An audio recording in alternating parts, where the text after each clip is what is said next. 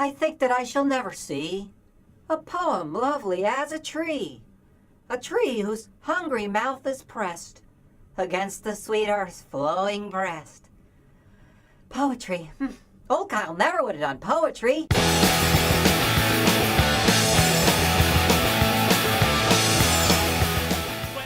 And welcome to the Rowdy.com Big Three. Sitting here with new Buck Fever. I'm the new Bassmasters. We've got the new Buzz Cutler. Only there was a new Buck Fever and a new Bassmasters. Oh, please. We're improving every day. All right, issue number 1. Following the race at Richmond International Raceway last Saturday night. The Crown Royal presents the Heath Calhoun 400? Yeah, that. One Kyle Busch. In all of the post-race brouhaha, there was a lot of talk about new Kyle Busch. Here's what I don't understand.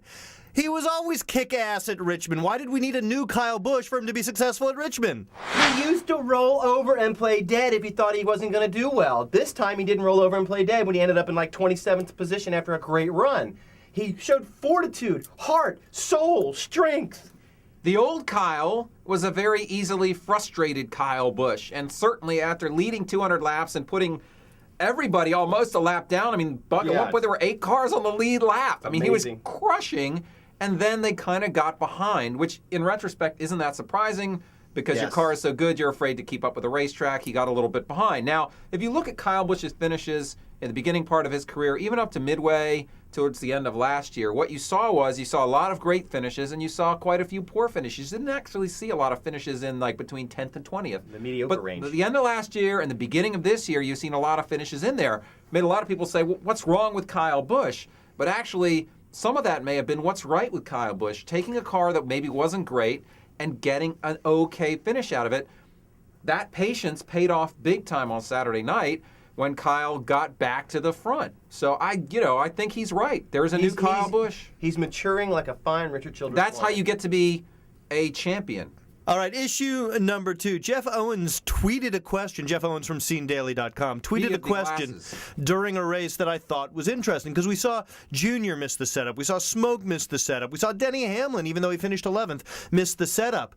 If you have a night race, should NASCAR try to schedule a nighttime practice session? I think that's a great idea.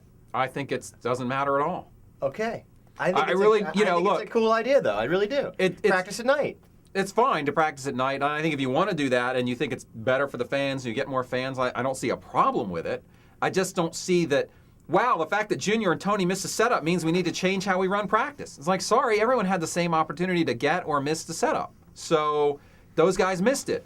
Kyle got it. Jeff Gordon was strong. Jeff Burton was strong. Kevin Harvick was strong. They had the same practice schedules these other dudes. Was it just luck? Yeah, but I don't think so. I'm not saying it's unfair or anything, but I think it's an interesting idea. I think it's an interesting idea from an entertainment standpoint, although I must say that if it were that great of an idea, wouldn't somebody have done it already? But from a race prep standpoint, don't you think it would give these guys a better chance to prep for the race? Sure, they'd be more prepared for the race. Absolutely. The closer the conditions are in practice to the race, the more prepared you're going to be. I just don't see, well, why does that matter? Part of the deal here is trying to figure out the setup, is to overcome adversity. Some guys weren't able to do that. Sorry.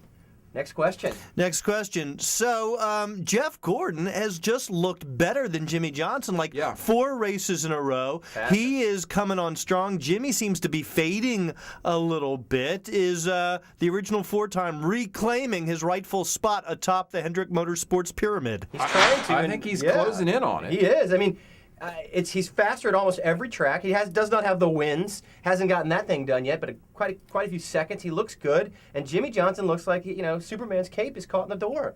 And well, I don't know if I'd go that far. I think Jeff looks faster than Jimmie. You're absolutely right. And one of the places I think this frustration that Jeff has expressed in the last couple weeks comes from is I'm ready to compete with this guy now. Before you said before the race, 2007 we ran second. I think he ran second in 2007, or maybe it was 2008.